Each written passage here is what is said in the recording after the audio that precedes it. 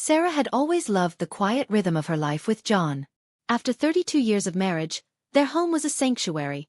Soft lamplight in the evenings, the scent of John's coffee in the mornings, the way he still absent-mindedly rubbed her shoulder when he passed her in the hallway. It was comfortable. Predictable. Safe. Ted had been part of that rhythm for nearly as long. John's oldest friend, the best man at their wedding, the one who showed up every Sunday for dinner with a bottle of wine and stories that made Sarah laugh until her ribs ached. He was family. And until that night, she had never once thought of him as anything else. It started with the rain. A summer storm rolled in just as Ted arrived, the downpour soaking through his shirt as he jogged up the porch steps. Sarah met him at the door with a towel, laughing as he shook water from his hair like a dog. "You're a mess," she teased, reaching up to blot the rain from his forehead. He caught her wrist. Just for a second. Just long enough for her to notice how warm his fingers were against her skin. Then he let go, grinning. "Better a mess than boring, right?" John clapped him on the back, already pouring drinks, and the moment passed. Except it didn't. Dinner was the same as always. Pasta, red wine, Ted's terrible impressions of their old college professors, but Sarah couldn't shake the feeling that something had shifted. Ted's knee brushed against hers under the table and stayed there. His fingers lingered when he handed her a glass. And when she caught his gaze, he didn't look away like he used to. She told herself she was imagining it. Then John went to the kitchen for another bottle, and Ted leaned in, his voice low. "You're quiet tonight." She could smell his cologne, something warm and woodsy, and the wine on his breath. "Just thinking," she murmured. "About what?" She should have lied. But the words slipped out before she could stop them. "About how long it's been since someone looked at me the way you are right now." His eyes darkened. And then, his hand was on her cheek, his thumb tracing the curve of her bottom lip. She should have pulled away. She didn't. The kiss was slow at first, testing, as if they both expected the other to come to their senses. Then his fingers tangled in her hair, and she forgot to think at all. The clink of glass from the kitchen snapped them apart. Sarah's pulse roared in her ears. Ted's breath was uneven. His lips still parted. For one dizzying second, she thought he might kiss her again. Then John walked back in, oblivious, and the spell broke. Sarah didn't sleep that night. Every time she closed her eyes, she felt Ted's mouth on hers, the rough scrape of his stubble, the way his grip had tightened when she made a soft noise against his tongue. Guilt twisted in her stomach. But beneath it, humming under her skin like a live wire, want. The next morning, Sarah moved through the house like a ghost. She avoided John's usual morning kiss, blaming a headache. She scrubbed the wine glasses from last night with unnecessary force, as if she could wash away the memory of Ted's mouth on hers. But when her phone buzzed, an unknown number, she knew before even opening it. Asterisk. "I can't stop thinking about you." Asterisk. Her stomach dropped. She deleted it immediately. Then, hand shaking, she typed out, Asterisk. "This can't happen again." Asterisk. Ted's reply was instant. Asterisk. "Then tell me to leave you alone. Say the word, and I'll never bring it up again." Asterisk. She stared at the screen. She didn't reply. Ted showed up unannounced 2 days later. John was at work, and Sarah was in the garden, dirt streaked across her knees, when she heard his car pull in. Her heart lurched. She didn't turn around. "You're ignoring me," he said. She kept pruning the roses. "We shouldn't be alone." He stepped closer. She could feel the heat of him at her back. "You didn't tell me to stay away." Her hands stilled. Then, his fingers brushed the nape of her neck, pushing aside her hair. His breath was warm against her skin as he pressed his lips just below her ear. Sarah shuddered. "Ted, tell me to stop." His hand slid down her arm, calloused fingers intertwining with hers. She turned. And then they were kissing again, desperate and hungry, her back against the garden wall, his hands gripping her hips hard enough to bruise. She gasped when his teeth grazed her bottom lip, and he took advantage, deepening the kiss until she was lightheaded. A neighbor's dog barked. They broke apart, chests heaving. Ted's voice was rough. "I want you. And you want me. Don't lie and say you don't." Sarah's pulse pounded in her throat. She should push him away. Instead, she whispered, "Not here." Quick, stolen moments. Ted catching her wrist in the grocery store parking lot, his thumb stroking her inner thigh under the dinner table while John talked about work. Once, when John ran upstairs to grab his phone, Ted backed her against the fridge and kissed her until her legs trembled. Every time, Sarah told herself it was the last. Every time she lied. John had dozed off on the couch after dinner, the TV flickering.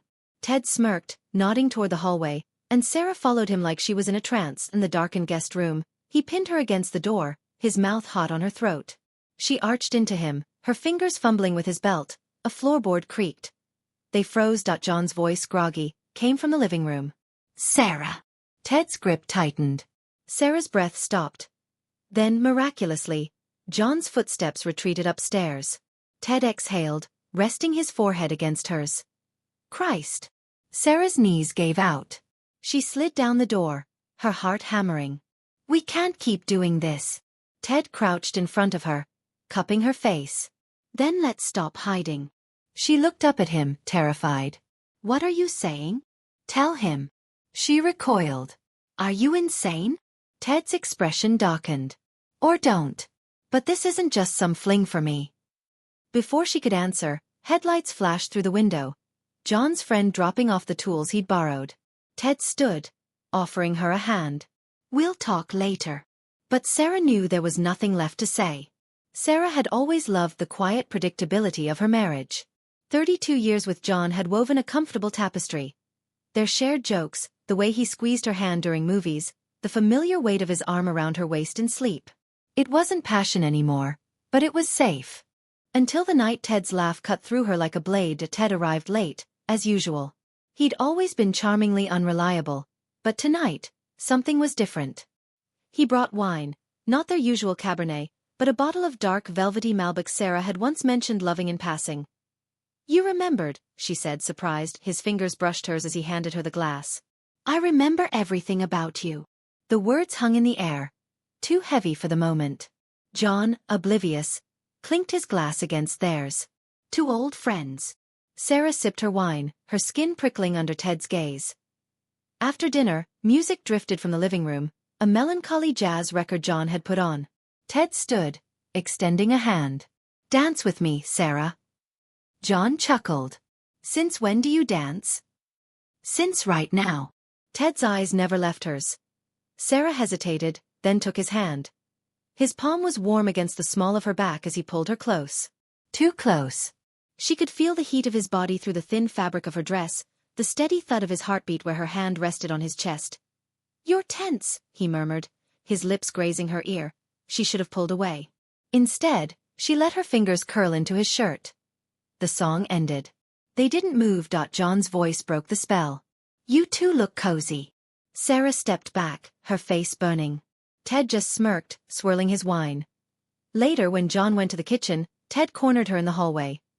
You felt it too, he said, his voice low. Sarah shook her head. Don't. He caged her against the wall. His body inches from hers. Tell me you don't want this, and I'll walk away. Her breath hitched. She opened her mouth to lie, and then his lips were on hers, hot and insistent. Sarah melted. His hands slid down her waist, gripping her hips as he kissed her like a man starving. She gasped, and he took advantage, deepening the kiss until her knees buckled. A door creaked. They broke apart just as John reappeared, holding a plate of dessert. You okay, honey? You look flushed. Sarah touched her swollen lips. Just warm. Ted licked his own, grinning. I'll get the ice cream. Sarah lay awake that night, replaying the kiss. The way Ted had tasted like wine and danger. The way her body had responded like it was waking up after decades of sleep. Her phone buzzed. I'm not sorry. She should have blocked his number. Instead, she typed, neither am I. Ted's messages became a constant hum in her pocket, a secret pulse beneath the surface of her day. Meet me. Just for coffee. You're thinking about me right now. Admit it. I can't sleep. Tell me you can't either. She never replied to the more dangerous ones, but she didn't delete them either. The opportunity came unexpectedly. John left for a weekend fishing trip with his brother, a tradition he'd kept for 20 years. I'll be alone this weekend, she texted Ted before she could stop herself. His response was immediate. I'll be there at 8. Sarah spent the day in a frenzy, changing the sheets, lighting candles, then blowing them out, deciding it was too obvious. She poured a glass of wine, drank it too quickly, then poured another. When the doorbell rang, her hands shook. Ted stood on the porch, rain glistening in his dark hair. He didn't say a word. Just stepped inside, kicked the door shut behind him, and pulled her into a kiss that burned away every rational thought. This time there was no one to interrupt them. Afterward, tangled in Ted's sheets, because of course they'd ended up in his bed, not hers, some small futile attempt at distancing herself from the betrayal, Sarah traced the scar on his shoulder, a relic from a college skiing trip John always joked about. "You're quiet," Ted murmured, his fingers trailing down her spine. Sarah closed her eyes. This was a mistake. Ted propped himself up on one elbow, studying her face. "No, it wasn't. You're just scared. I'm married. And you think I don't know that?" His voice hardened. "I've watched you with him for 30 years, Sarah. I know exactly what I'm doing." The possessiveness in his tone should have terrified her. Instead, it sent a thrill through her stomach. She was rinsing off in Ted's shower when her phone buzzed. John's name flashed on the screen. "Caught a monster bass. Home tomorrow by lunch. Love you." Sarah stared at the message, water dripping down her back. "Can't wait. Love you too," she typed, her fingers numb. When she emerged, Ted was dressed, leaning against the counter with 2 cups of coffee. He handed her one. "You okay?" She took the coffee, avoiding his gaze. "I have to go." He didn't try to stop her. Just pressed a kiss to her temple as she left, his breath warm against her damp hair. "You know where to find me." John came home sunburnt and grinning, smelling of lake water and beer. He pulled her into a hug, his arms familiar and safe around her. Sarah buried her face in his shoulder and hated herself. That night, as John slept beside her, she lay awake, staring at the ceiling. Her phone lit up on the nightstand. "I miss you already." Sarah turned it face down. But she didn't block his number. The days following that first illicit kiss stretched before Sarah like a minefield. Every ordinary moment with John, his morning kiss before work, his hand resting on her knee during evening TV, now carried the weight of deception. Sarah found herself lingering near windows, watching for Ted's car to pass. She started wearing her hair down again, the way she had in college, and dug out that vanilla perfume Ted had once complimented years ago. When John noticed and smiled, saying, "You look nice today," her stomach twisted. Her phone became both a lifeline and a source of terror. Ted's messages arrived like sparks. Asterisk. "I dreamt about your mouth last night." Asterisk. Asterisk. "The way you taste is going to ruin me." Asterisk asterisk. "Tell me you regret it. Lie to me." Asterisk. She never replied to the last one. Their second encounter happened in broad daylight. Sarah was grocery shopping when she turned a corner and there he was. Ted leaning against the dairy case, arms crossed, as if he'd been waiting. The fluorescent lights caught the silver in his stubble, the intensity of his gaze. "Fancy meeting you here," he murmured, stepping close enough that the sleeve of his jacket brushed her arm. The scent of his cologne, something dark and spicy, flooded her senses. She gripped her cart tighter. "We can't. Relax. I just want to talk." His fingers grazed hers as he took the grocery list from her hand. "Let me help." They moved through the aisles together, shoulders brushing. When no one was looking, Ted pressed a ripe peach into her palm, his thumb stroking the sensitive skin of her wrist. "Eat this later. Think of me." By the time they reached checkout, Sarah's pulse was racing. As Ted bagged her items, his knuckles brushed the side of her breast, so casually it could have been accidental. The cashier didn't notice. But Sarah felt the contact like a brand. The real test came on Thursday night. John had a work dinner. "Don't wait up," he'd said, kissing her forehead. The moment his taillights disappeared, Sarah's phone buzzed. Asterisk. "I'm outside." Asterisk. Ted stood on her porch in the rain, water dripping from his dark hair. Without a word, she pulled him inside. This time, there was no pretense of resistance. The moment the door closed, Ted had her pinned against the wall, his mouth hot and demanding. She could taste the whiskey on his tongue, feel the dampness of his shirt beneath her fingers. When his hands slid under her sweater, his calloused palms against her ribs made her gasp. "Look at me," he growled, nipping at her jaw. "I want to see what I do to you." Upstairs, in the bed she shared with John, Ted took his time. His mouth traced the scar on her hip from her appendectomy, the sensitive spot behind her knee. When she arched against him, he chuckled darkly. Asterisk. "So responsive. Does he even remember how you like to be touched?" Asterisk. Afterward, as rain pattered against the windows, Ted traced the wedding band on her left hand. "You're still wearing it." Sarah didn't answer. The weight of what they'd done pressed down on her chest. They were dozing when headlights swept across the bedroom wall. Sarah bolted upright. John wasn't due back for hours. Ted moved with terrifying calm, pulling on his pants as car doors slammed outside. "Back door?" he asked, as if discussing the weather.